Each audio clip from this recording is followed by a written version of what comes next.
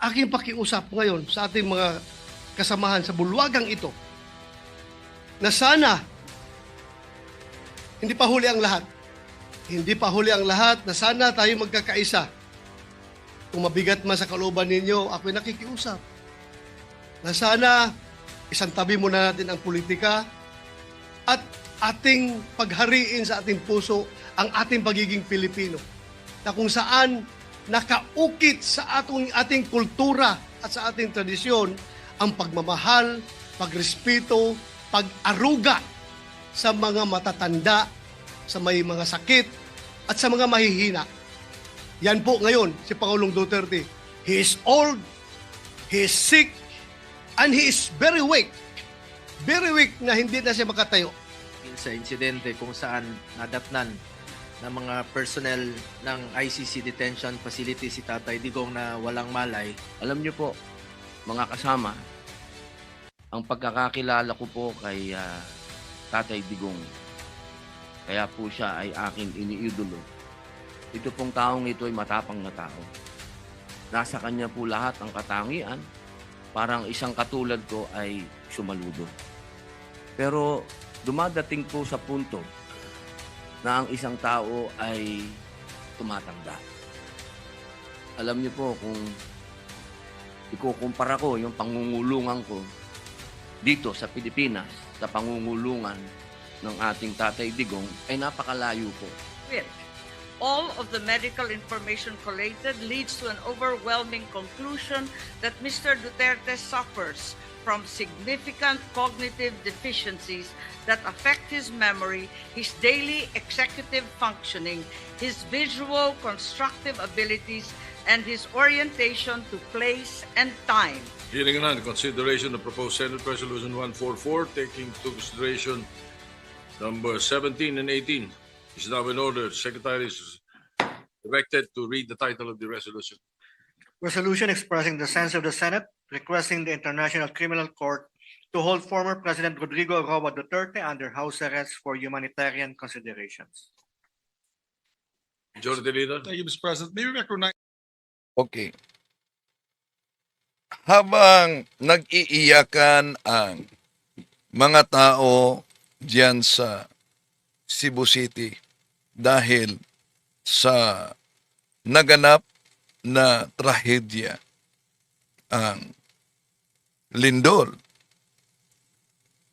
may mga namatay, may mga nawalan ng bahay, pero ang mga mambabatas natin sa Senado ay nagplansa ng resolusyon para nakiusap sa International Criminal Court na sana payagang isailalim ng house arrest si Tatay Digong niya. Ngayon, meron tayong katanungan diyan. Yes or no lang. Pabor ba kayo na ipasailalim si former President Duterte ng house arrest dahil sa katandaan, sakit at kahinaan? Naalala nyo ba ito noong nangyaring COVID time? Di po ba inaresto siya? Bakit po ba siya inaresto noon? Dahil sa namamasada, diba? Namamasada siya at sa kaniyang pagmamasada, violation diyon dahil COVID at kailangan lock. So, therefore, nahuli siya. Naglabas ng pahayag ang palasyo during the time ni dating Pangulong Rodrigo Duterte. Kung maalala ninyo ang kaugnay sa kanya. Hindi siya pinakawalan dahil meron siyang kaso na na-dismiss naman umano yung di nakabayad sa lupa. Kaya ito ang inilabas, Palace on detention of elderly jeepney driver. Charges must be faced regardless of age. Naalala nyo yan? 2020 pa yan. June 9. Ngayon, kung tingnan natin, di po ba may iniinda siyang sakit? Pero pinanindigan ng palasyo ng Malacanang, dapat ikulong. Ngayon, kung tingnan natin ang kaugnay sa Senate resolution na pakiusap sa Criminal Court, International Criminal Court. Anong pagkakaiba sa mahirap at sa mayaman? Kung ang pag-uusapan ay ang batas at hustisya sa Pilipinas. Tatalakayin muna natin ito mga kapatid, yung pagmamakaawa nila sa sesyon sa Senado na dahil umano mahina na at may iniindang na sakit si Tatay Digong, dapat ipasa ilalim siya sa house arrest. Apektado ba ang kasong kriminal na kinaharap niya dahil sa katandaan at sakit? Sa pagkakataong ito, tatalakayin natin at inanyayahan natin ang ating mga suking taga-subaybay. Huwag kalimutang pindutin ang like sa ating live at huwag din kalimutang mag-subscribe kung bago ka lang at pindutin ang bell button para updated kayo, mag-comment at i-share ninyo.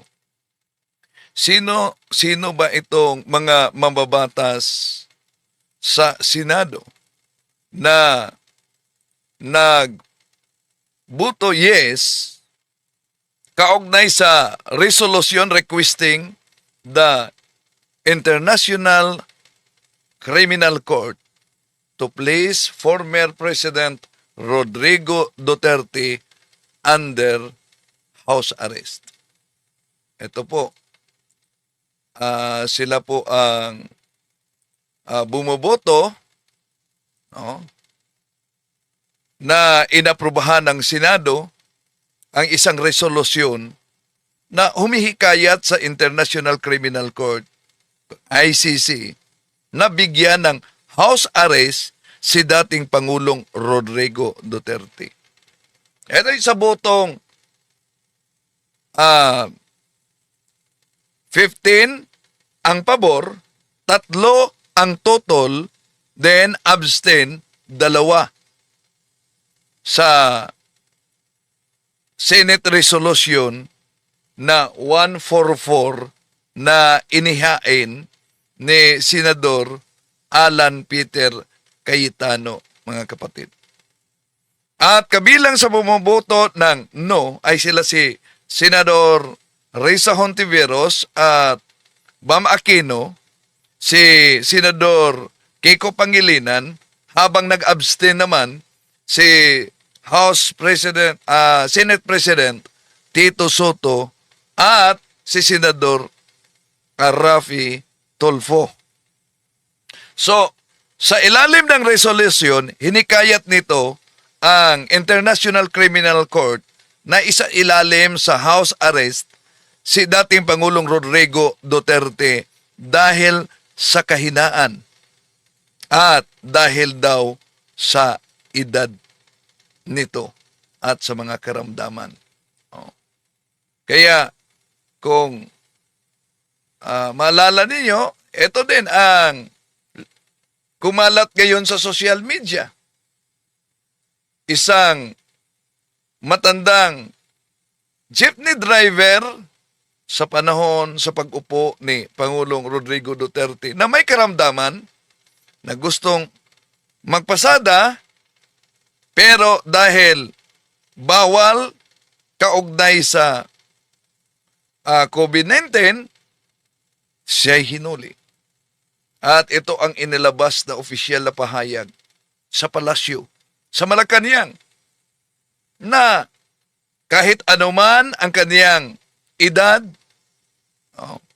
at karamdaman, siya ay haharap talaga sa hustisya ng ating bansa. Pwede po ba?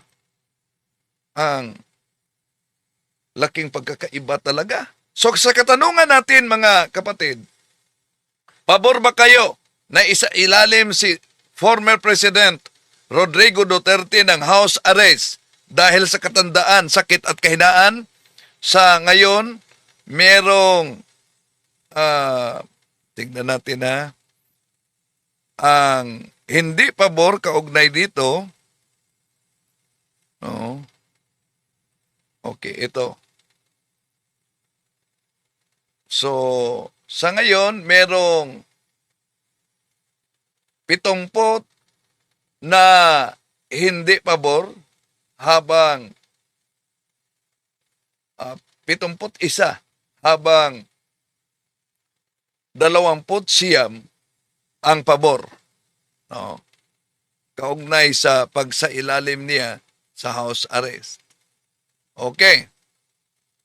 So, sa pagkakataong ito, pakinggan natin yung pagmamakaawa sa isinagawang before ang pagboto sa House Resolution.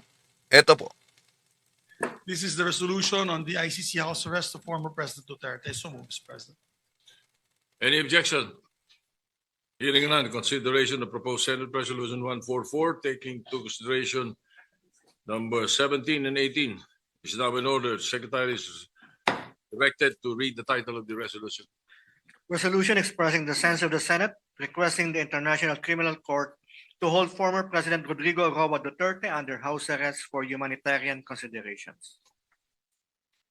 Majority Leader. Thank you, Mr. President. May we recognize our distinguished minority floor leader, Senator Alan Peter Compañero Cayetano, to sponsor the measure. Senator, the Minority Leader, Senator Alan Cayetano is recognized. Thank you, Mr. President. Mr. President, allow me to just say some words that is personal to me as a person, as a Christian, as a Filipino, as a senator of this republic. I remember, Mr. President, na pinag-uusapan kasi yung smuggling ng bigas at nandito po si then Mayor Duterte. In fact, dun muna siya naghintay sa kwarto ni Senator Pia. And in the course of their conversation, tinawag nila ako, we joined. Then may nasabi si Mayor Duterte doon that caught my ear, no? So, sabi niya, Pia, Senator, formal siya, sabi niya, Senators, Senator Pia, Senator Alan, how I deal with criminals in Davao, I take responsibility, and one day, before God, I have to account. Not exact words, but basically ang sinasabi niya, nung na-elect siya, he has to take responsibility, and he knows there is an accounting. Few years later, September 29, 2015, hindi ko po makalimutan, lumipad po ako Davao. I asked him if he's running for president, and I asked him if I could join him.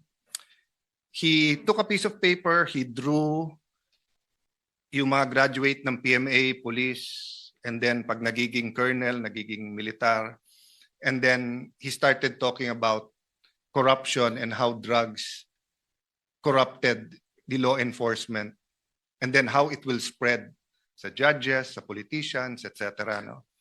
Long story short, after that night, instead of asking him to run, sabi niya hindi siya tatakbo, or instead of asking him if I could run as his vice president, lumabas na lang sa bibig ko na if you run, I will be for you. If you choose me, I will campaign with you. If you don't choose me, I am now committed to you. And as we say, the rest is history. There's a lot of things that we have to account for. There's a lot of truths that have to be uncovered on the part of those who are pro-Duterte. There's a firm belief that it was to protect the human rights of all Filipinos, especially against the menace of drugs. On the side of some human rights activists, tingin nila this is some deranged maniac who just wants to kill everyone. So yun yung extremes. But I remember, I think a year, 2 years ago, I met a pastor, nagkukwentuhan kami. Then he said the prayer, then he told me, you know, Alan, God wants you to know that Duterte is not as good as how his supporters describe him to be. But he is also not as bad as how his detractors want him to be or describe him to be. The point is, Mr. President, we can go back and forth about history, but the wheels of justice is moving, whether here in the country or in the ICC. Having said that, I know 3 things. 1, you are presumed innocent until you're proven guilty. And all human rights activists will say, yung tunay ha, hindi yung nagkukunwari na human rights activist. Ang sasabihin po, yung humanitarian treatment. Meron po kasing nagsasabing human rights activist pero siya, bakit siya? Hindi niya binigyan ng due process at pinatay niya. I can't help but remember people like Rene Sagisag who stood tall here in the Senate na kahit anong baho nung kaso o nung issue, pagtingin niya dapat may magtanggol, pagtatanggol niya. Di ba? Kasi sabi niya, they deserve a lawyer. No matter how you think they're guilty, etc. So there are a lot of human rights activists we should and we can and we should pay tribute to. But my point is this: it is not against the tenets of human rights to allow any person, especially a former president of the country, to be under house arrest or to be under a country supervised under ICI, especially in the condition of President Duterte, who is 80 years old, who is, well, at least when he was brought there, was mentally strong. I don't really know how he is now. Pero, Mr. President, I mean, tayo, magkakasama tayo nung pandemic. You were Senate President, I was Speaker, Senate Majority Leader, was Majority Leader. Grabe po yung lungkot nung sa bahay, opisina ka lang. We were still holding office, pero can you imagine how President Duterte is coping now? So I'll oversimplify the resolution, and I know members of the Senate, especially the minority, will also speak. No? Most of us here served with President Duterte, regardless whether we're always in agreement, disagreement with him. I wasn't always in agreement with him. No?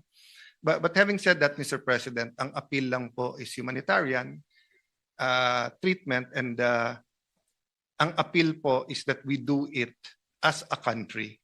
So first step ang Senate, but I'll use this podium to appeal to Malacanang, might disagree very much with the Dutertes now, with all his children or most of his children, with some of his grandchildren, with people who claim to be Duterte diehard supporters. But again, balik tayo sa humanitarian. Pag tinakpan natin yung pangalan o yung mukha niya at ganun yung sitwasyon, tutulong ba tayo o hindi? Di ba? So, I was looking for something to read the other night. Nabuksan ko po yung isang libro saying, hindi bago nung sinabi ng Panginoon Jesucristo, love your enemies, pray for them, pray for people who prosecute you. Sabi sa Leviticus pa lang, nandun na yon. So I guess part of our struggle as a people is, how to deal with each other when we disagree politically. And again, hindi ko po binababa yung temperature. Human rights is important. All these issues should be threshed out, and it will be threshed out in the ICC. Di ba? May ICI ka na dito, may ICC ka doon. So, but one thing we don't want to do, is to see the former president suffer as if it is a punishment when he has not been convicted. So, Mr. President, this is not only for him, but it is for us as a nation. I cannot imagine what the country will do if something, I don't want to say it, but if something happens with him in the detention center at wala man tayong ginawa. So I'd like to thank you, Mr. President, the Majority Leader. I'd like to thank our colleagues that we took this up today, but I'd like to appeal to the palace na pag-aralan din nila.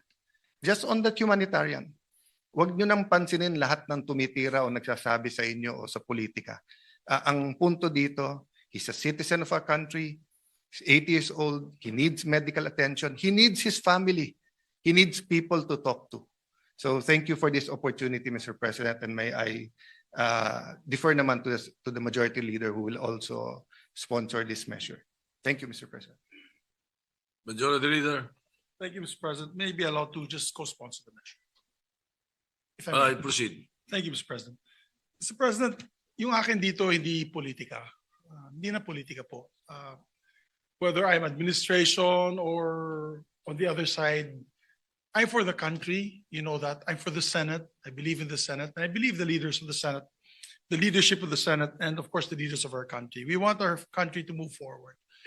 But out of humanitarian concerns, I have a father, Mr. President, who's 85 years old. He might be listening right now, as a matter of fact. And as 85 years old, he has to be assisted. Because once you're over 80 years old, po, your balance, you have a problem with your balance. I see that with my father and my mother that has to be assisted. She's 82. Mr. President, yung tatay ko may medyo hindi na early stage dementia kasi minsan nakakalimot na rin siya sa mga anak niya. At talagang pag ganun ang stage, pati gamot nakakalimutan niya. So imagine you have a leader, former leader of the president, on isolation in that area na not assisted, talagang madideteriorate yung tao, Mr. President. We accord in the Philippine law accords persons of or detainees, persons deprived of liberty, a chance to see their family, a chance to even get visitors from not just family members but also other members of their circle. I remember also former President Joseph Estrada was given hospital arrest, and he was also given he was accorded certain liberties even when he was arrested. Former President Gloria Macapagal Arroyo also was given hospital arrest and given certain liberties also while arrested. Ako hindi na po ito politika. Huwag nyo nang isipin DDS o Marcos or kabila. Hindi po. Ito po, I'm speaking as a son who has a father that has the same illnesses that the president is feeling right now. So mine is more a humanitarian, compassionate request. That's why we toned down the resolution, Mr. President.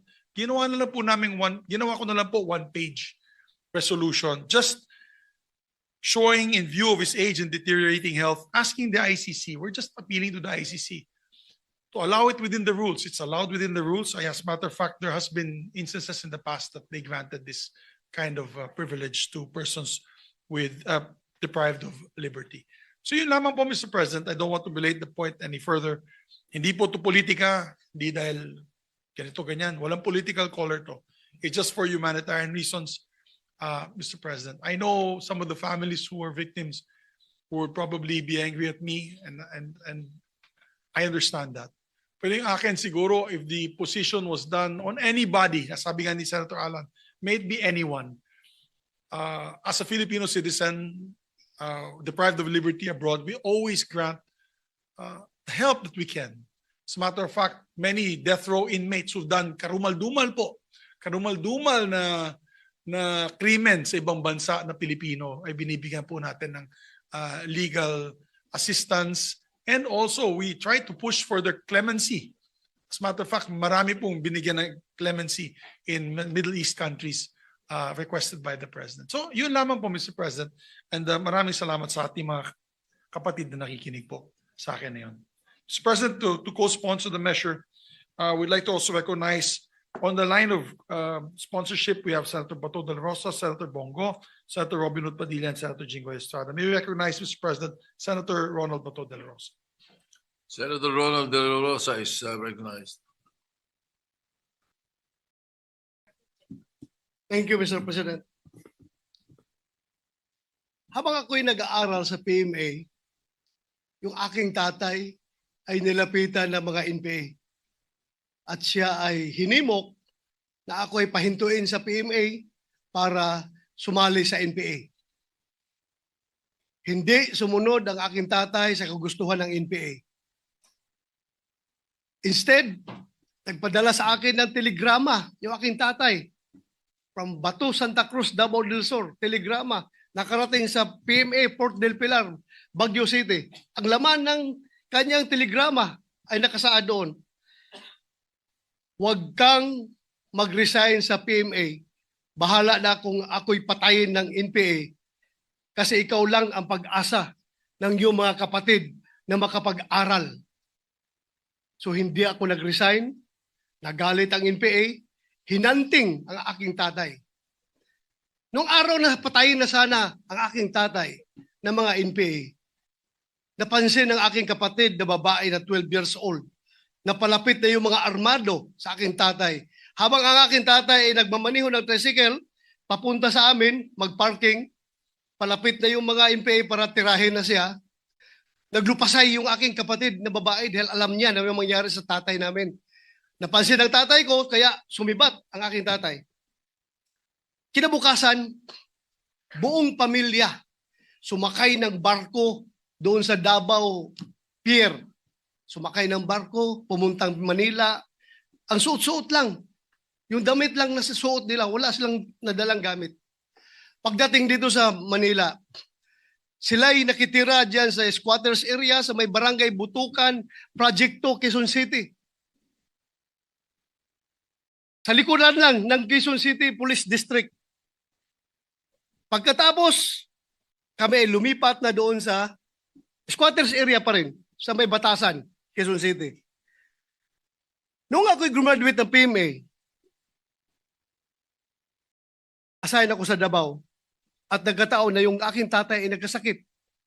Nung siya nanghihina na, ang pakiusap niya, Dong, pwede ba akong makauwi ng Davao kasi gusto kong lumanghap ng preskong hangin sa Mount Apo at kumain ng kinilaw na isda at uminom ng tuba. Bago man lang ako mamatay, pauwiin mo ako ng Davao.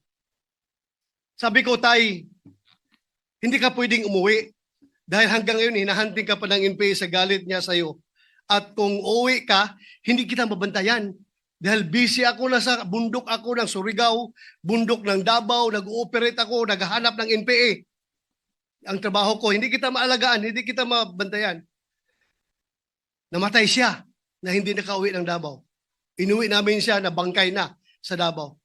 Napakalaki na pagsisisi ko. Sabi ko sana, nakauwi man lang siyang buhay. Ngayon, Mr. President, alam ko, kahit na wala akong direktang komunikasyon kay Pangulong Duterte, alam ko, deep inside my heart, bilang aking pangalawang ama, si Pangulong Duterte, alam ko deep inside my heart na the same message ang gusto niyang iparating sa akin. Bato, pauwiin mo na ako sa Davao para makakain ako ng munggo. Makakain ako ng inuuna na isda. Kaya, aking pakiusap ngayon sa ating mga kasamahan sa bulwagang ito, na sana, hindi pa huli ang lahat. Hindi pa huli ang lahat na sana tayo magkakaisa. Kung mabigat man sa kalooban ninyo, ako'y nakikiusap. Na sana, isang tabi muna natin ang politika at ating paghariin sa ating puso ang ating pagiging Pilipino. Na kung saan nakaukit sa ating kultura at sa ating tradisyon ang pagmamahal, pagrespeto, pag-aruga sa mga matatanda, sa may mga sakit, at sa mga mahihina. Yan po ngayon si Pangulong Duterte. He is old, he is sick, and he is very weak. Very weak na hindi na siya makatayo. Hirap na siya makatayo ngayon. Kaya ako pinakiusap sa inyo na sana bago huli ang lahat, alam ko suntok sa buwan itong ating pinapasa na resolution, Mr. President. ICC is beyond our control. Pero at least nakikiusap man lang tayo. Bago man lang pumanaw si Pangulong Duterte, bago man lang siya mamatay, sana maramdaman niya na somehow merong isang sangay o isang sanga ng gobyerno, partikular ang Senado, na nag-iisip na siya ay sana makauwi at mailagay sa house arrest. Yun lang po aking pakiusap, Ginoong Pangulo. Sana suportahan natin ang resolusyon na ito. Maraming salamat at magandang hapon sa ating lahat. Mr. President, Majority Leader. may we recognize Senator Christopher Bongo. Senator Christopher Bongo is recognized. Mr. President, I rise to appeal to our colleagues to support measures urging the government to advocate before the International Criminal Court for the interim release of former President Rodrigo Duterte, or just place the former president under house arrest. Mr. President, I believe that there comes a time when the measure of a nation is not in the strength of its laws, but in the depth of its compassion. Ang tunay na malasakit, simpatya at kalinga natin sa isa't isa ay ang totoong sukat ng ating makatarungan at makataong lipunan. Pilipino rin po si Tatay Digong. Last Saturday, nagpalabas po ng official statement si Vice President Sara Duterte hinggil sa insidente kung saan nadatnan ng mga personnel ng ICC detention facility si Tatay Digong na walang malay. Kinumpirma rin po ito ng kanyang abogado. Kinakailangang dalhin si Tatay Digong sa ospital upang masuri kung meron ba siyang injuries, lalo-lalo na po sa kanyang ulo. Sa totoo lamang po, nung nabalitaan ko po ito, ang sakit, napaluha po ako. Sobra pa po sa tatay ang turing ko sa kanya. At kahit na hindi na po siya presidente, maalala ko December, November, monthly po siya nagpapa-medical check-up sa Cardinal, and he is scheduled nung March 12, December, January, February, March 12 para sa follow-up check-up niya. Kahit linggo po, sinasamahan ko yan. At alam ko po yung mismo yung gamot niya. 27 po yung pinapadala ko sa kanya. Nag-order yung mga nurse niya. Tsaka, hindi niya talaga sinasabi kung na-slide sa noon. For the past 3 years, ayaw niyang sabihin sa common law wife niya, sa partner niya, si Ma'am Hanilet, na tinatago niya parati sa kanya. Sa akin siya tumatawag. Sabi niya, wag mong sabihin. Ayaw ko nang magpa-check up. At ang makakapagdala sa kanya sa ospital, yung doktor lang po niya. Pag tinatakot namin siya through his doctor. Totoo po yun. Ang nakakatakot lang po ngayon, wala po siyang matatawagan, wala siyang masasabihan. At kilala ko po si Tatay Digong. Ano yun eh. Siya na mismo parang pagod na rin po siya. Parati niyang sinasabi noon pagkatapos ng kanyang presidency, pagod na. Talagang tinamaan rin po yung kanyang katawan, yung kanyang edad. Sa kanyang edad at during the pandemic, maalala ko 2016, kasama si Senator Cayetano, miikot, sobrang lakas pa niya noon. Pero panahon ng pandemya, wala na. Talagang humina po siya na minsan natutumba lang. Siguro hindi ko na po mabilang sa kamay ko, ilang beses na po siyang natumba mismo sa bahay niya. Dahil sa mahina na yung tuhod, minsan nakakalimot na po siya. Pilipino naman po si Tatay Digong. Masakit lang po sa akin dahil sa totoo lang, sobra pa po sa tatay ang turing ko sa kanya. Mas nakakasama ko po siya for the past 25 years kesa sa totoo kong tatay. Totoong tatay ko, 5 taon ko hindi nakikita. Tatay Digong, 350 out of 365 days. Nakakasama ko siya until 2022 dahil tapos na po ko yung termino niya at may trabaho naman po ako dito sa Senado. Ang nakakalungkot po dito, baka God forbid, meron pang mas malalang mangyari sa susunod sa kanya. Mas nakakatakot po yun kung doon po mangyari ito sa ibang bansa. Ako po'y nakikiusap sa ating mga kasamahan, kahit nga sabi ni Senator Bato, suntok sa buwan po ito. Bago po huli ang lahat, sana po'y maramdaman naman niya yung ating suporta. Kahit pa paano naman po naglingkod po siya sa atin ng 6 na taon ng buong puso. Hindi na po tatakbo ng presidente dapat yon. Pero sa hindi po inaasahang pagkakataon, tumakbo po siya at pili po ng Pilipino. Former President Duterte has absolutely no intention to evade or escape accountability. If any, ilang beses na niyang sinabi, he takes full responsibility for his decisions. Ang hinihingi lang po natin ay konting konsiderasyon lang po para sa isang Pilipino na naging leader natin noon, na talaga naman pong binigay niya po ang lahat para sa ating mga kababayan. Hindi po ako titigil sa aking pakikiusap sa lahat. Let's bring him home. Hindi po sanay mag-isa si former President Duterte. Mahirapan talaga yon. At hindi ko po alam kung hanggang kailan niya po matitiis na mag-isa. 2 araw lang, naghahanap ng kausap yon, naghahanap ng mapupuntahan. Sana po magkaisa po ang Pilipino. Sana po wag nating ipagkait kay Pangulong Duterte ang karapatang dito na po tumanda sa atin. Sana po matuldukan na po ang pagkawatak-watak nating mga Pilipino. Ang gulo na po ng ating bayan, mas lalong gugulo po kung merong mangyari sa kanya. Once again, I'm appealing to our colleagues to support and call for the house arrest of former President Duterte. Kung ano man pong pwede nating maitulong sa kanya bago huli na po ang lahat. Maraming salamat po, Mr. President. Majority Leader. Thank you, Mr. President. Next to sponsor the measure, Senator Robin Hood Padilla, Mr. President. Senator Robin Padilla is recognized. Maraming salamat po, Ginoong Pangulo, at sa ating pinunong mayorya. Una po sa lahat, gusto ko rin po magpasalamat sa mga senador na nagbigay po sa amin ng lakas loob upang ilapit po sa inyo itong usapin na ito.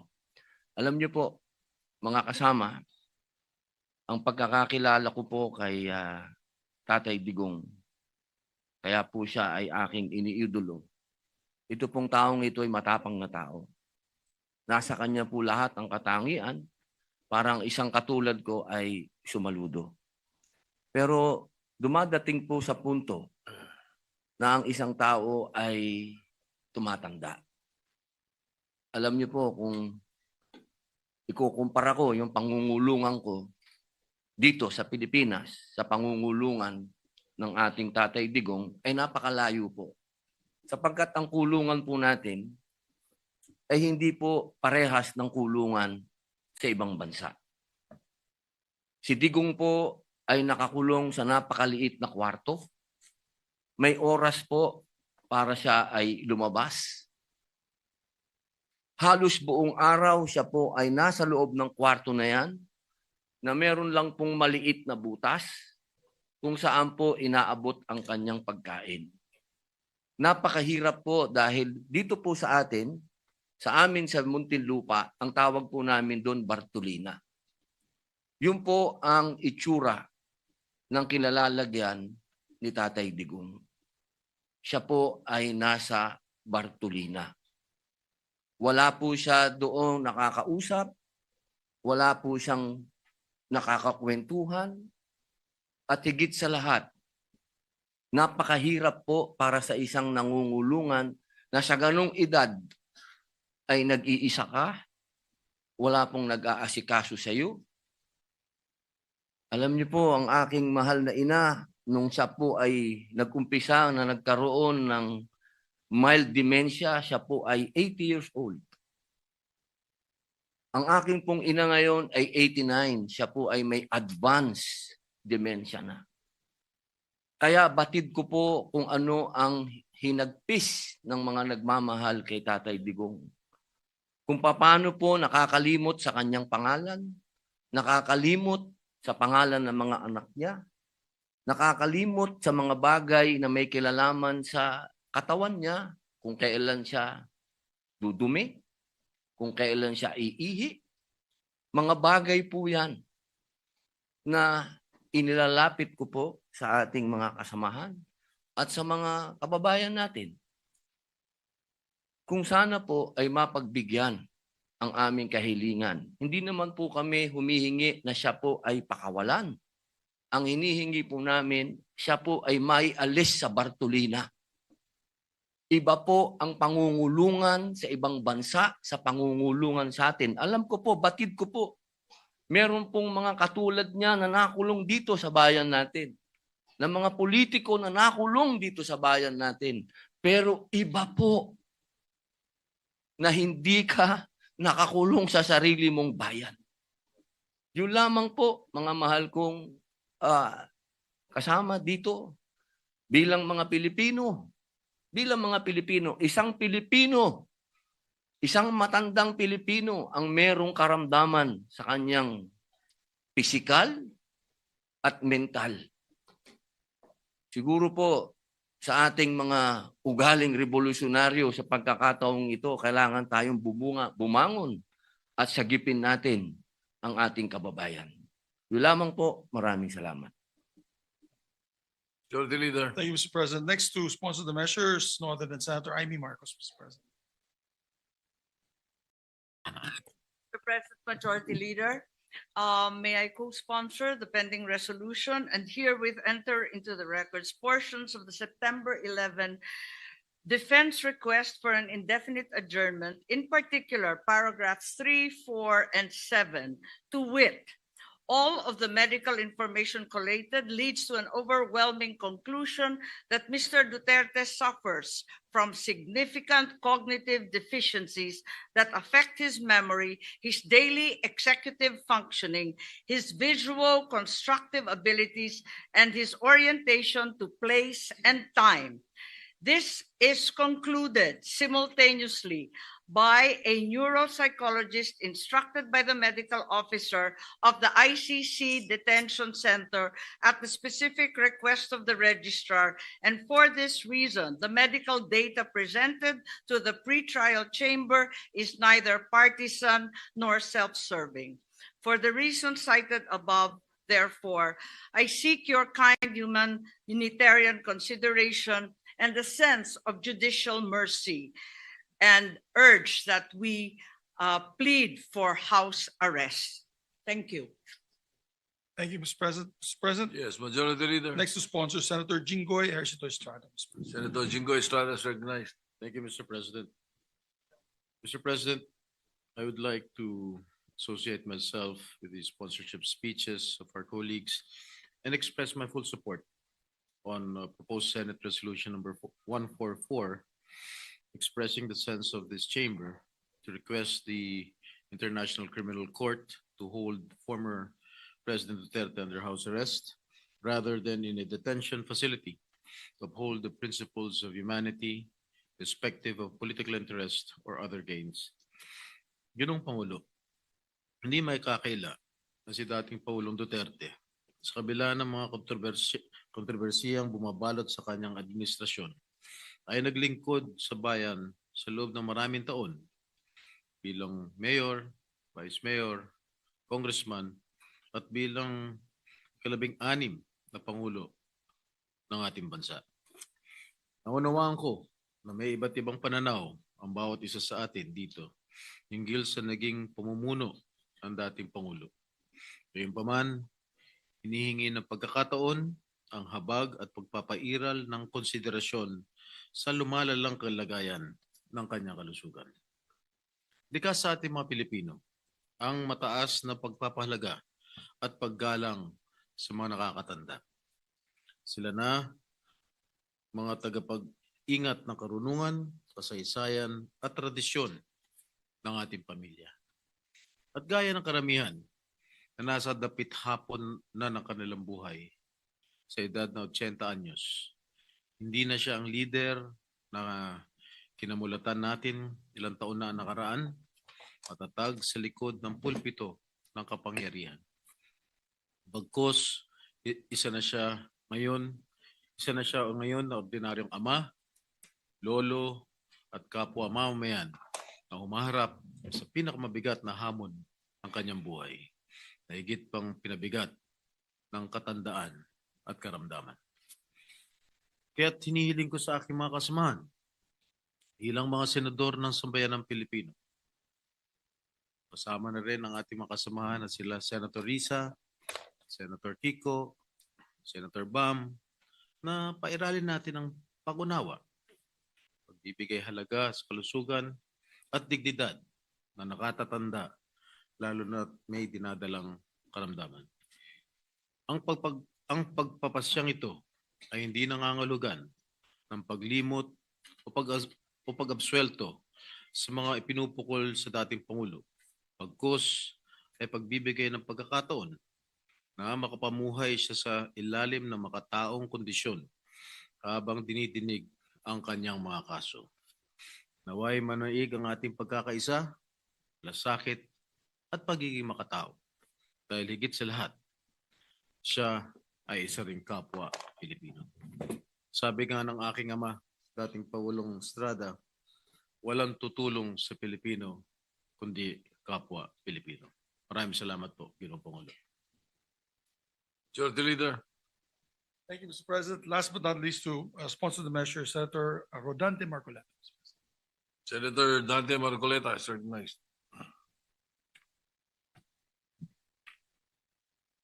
Mr. President, distinguished colleagues, I rise today to co-sponsor proposed resolution number 144, urging the International Criminal Court to hold former President Rodrigo Duterte under house arrest. Nais ko pong linawin na tayo ay hindi humihingi ng kalayaan mula sa proseso. Hindi rin po ito pag-uusga sa merito o katotohanan ng mga kaso laban kay dating Pangulong Duterte. Ang panawagan lamang natin ay para sa isang makataong konsiderasyon. That he be allowed to be placed under house arrest given his age and frail medical condition. Mr. President, justice must never be devoid of compassion. Accountability may be demanded, trials may proceed, but at no point should our humanity be surrendered. If the ICC truly claims to uphold the dignity of every human person, then it must not deny this humanitarian plea. Thank you, Mr. President. President, Majority Leader. yes, I'm stand corrected. Senator Joel Villanueva would like to also. Senator give us- Joel Villanueva is recognized. Thank you, Mr. President. Thank you, Majority Leader. Mr. President, please allow me to express my deepest thanks and gratitude to my colleagues in the minority bloc for pushing for this resolution that I am supporting, Mr. President. Mr. President, I am in favor of this resolution which respectfully urges the International Criminal Court to consider placing our former President, Rodrigo Duterte, under house arrest on humanitarian grounds. Mr. President, given his advanced age and reported health concerns, this measure affirms the principle that compassion and human dignity must never be set aside, regardless of political views, regardless of political color, or even legal proceeding. Mr. President, I am known to be not a fully supporter of the Duterte presidency. I have been the chairperson of the Senate Committee on Labor for quite a long time. And during that time, magkasama po yung migrant workers at Committee on Labor. And every time we hear somebody, a kababayan, ano man yung dahilan na nakulong siya, na aresto sa ibang bansa, ang lagi po nating inisyal na pagkilos ay tulungan yung kababayan nating ibalik sa Pilipinas. Ibalik sa Pilipinas, dito siya litisin, masiguro na napuprotektahan yung kanyang karapatang pantao. Yun ho yung lagi, unang-unang ginagawa po natin. Nakakalungkot po itong mga nangyari. Agree man tayo o hindi sa pagpapadala sa ICC kay Pangulong Duterte. Mr. President, hindi po layunin ng resolusyon na ito na hadlangan ng proseso. Hadlangan ng proseso ng batas, hindi po layunin. Hindi rin po layunin na magsabi kung siya po ay may sala o wala. Ang panawagan po ng resolusyon na ito ay para sa isang makataong pagtrato. Isang paglapit na nagpapakita na ang hustisya ay maaari pong isabuhay ng may habag at malasakit. This representation, Mr. President, recognizes the national sentiments expressed in these two resolutions, Senate Resolution number 17 and 18. Gayunpaman, Ginoong Pangulo, naniniwala po ang kinatawan na ito na ang resolusyon na ito ay naghahangad na makamit o ma-strike yung balance, Mr. President, sa pagitan po ng paggalang sa mga international na proseso ng batas at ang pagtatanggol sa makataong pagtrato sa isang kapwa Pilipino. Anuman po ang kanyang dating posisyon. Naniniwala po ang representasyon na ito, Mr. President, na ang hustisya ay dapat ipaglaban. Pero hindi kailanman kapalit ang ating pagiging isang makataong lipunan. Maraming salamat, Ginoong Pangulo. Yun. Humanitarian consideration kailangan at hinihingi. Pasado sa Senado ang resolusyon na nag-request sa International Criminal Court para isailalim si former President Rodrigo Duterte sa house arrest. Ito ang mga mambabatas na bumoto pabor sa naturang resolusyon 144. Ito naman ang mga mambabatas na hindi pumabor, 3. At 2 ang nag-abstain. This is the resolution. Sandali muna. No? 2 ang nag-abstain. At kung maalala ninyo, kumalat kasi ngayon sa social media matapos ipinasa o napasa sa Senado itong resolusyon na ito na nakiusap sa International Criminal Court na payagang isailalim sa house arrest si dating Pangulong Rodrigo Duterte. Kumalat ito. No? Itong matandang ito ay nakulong noong 2020 sa kasagsagan ng pandemic. No. Ilalim yan ni Pangulong Rodrigo Duterte na siya ang presidente. 2020. Siya ay 72 taong gulang. Ang pangalan niya ay Elmer Cordero. May iniindang din siyang sakit, karamdaman. Ngunit, siya ay nakulong at naglabas talaga ang Malacanang ng opisyal na pahayag na ayon sa Malacanang na elderly jeepney driver charges must be faced regardless of age. Kailangang harapin niya ang kaniyang kaso kahit anuman ang kondisyon o kalagayan o gulang ng naturang matanda, 72 anyos na si Elmer Cordero. May iniinda ding sakit. Kasama yung 6 na mga jeepney driver sa Caloocan. Sila kasi ay nagsagawa ng protesta. Protesta na pahintulutan silang maghanap buhay dahil ipinatupad yung lockdown. Hanap buhay para sa kanilang pamilya, para makakain ng kanilang pamilya. Ang tanong, noon ba ang pagkakataong yon, ipinakita ba yung sinabi ng mga mambabatas sa Senado, yung humanitarian compassion? Eh di po ba hindi siya pinalabas sa kulungan Dahil, ayon pa sa mga otoridad, meron siyang pending estafa case. Ito'y may kaugnayan sa hindi niya nabayarang renta. Ngunit, na-dismiss na umano ang naturang kaso matagal ng panahon.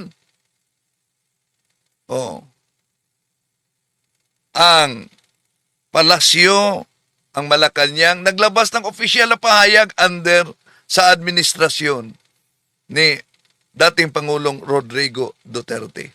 Na dapat harapin niya ang kaniyang kaso kahit matanda siya. So ang tanong, meron bang humanitarian consideration o mercy na ipinakita sa naturang 72 anyos na si Elmer Cordero noon na may karamdaman din at humihingi na pahintulutang maghanap buhay para sa kanyang pamilya. Pero ngayon, pansinin ninyo, kabaliktaran ang nangyari, di ba? Si dating Pangulong Rodrigo Duterte, dating presidente, siya'y kasalukuyang humaharap sa malaking kaso sa International Criminal Court. Ito'y kaugnay sa crime against humanity sa libu-libong biktima sa extrajudicial killing. Ngayon,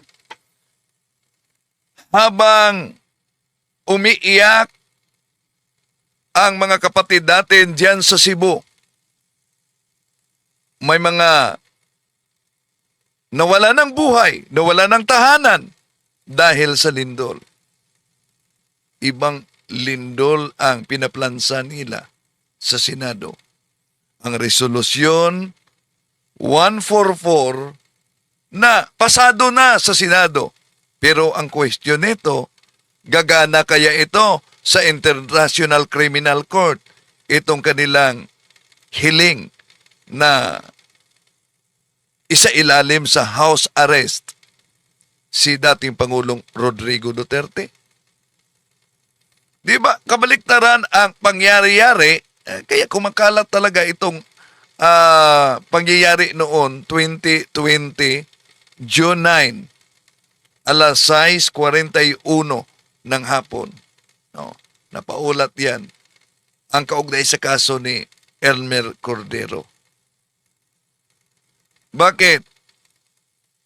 So makita natin ang pagkakaiba sa mga may kaso, lalo na sa mahihirap at sa mga sikat, makapangyarihan at mayaman. Dahil ang Senado mismo, ang mga senadors, ay nagpasa ng resolusyon para kausapin at hilingin ng International Criminal Court na kaawaan at isailalim sa house arrest si dating Pangulong Rodrigo Duterte.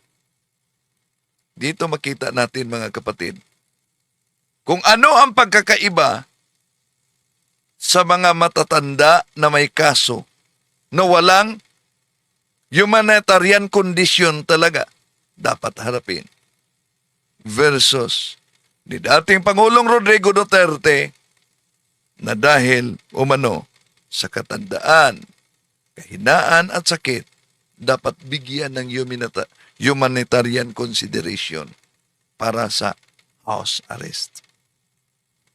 Ito po ba'y prinsipyo talaga ang sinusunod ng mga senadores o mga mambatas na ito?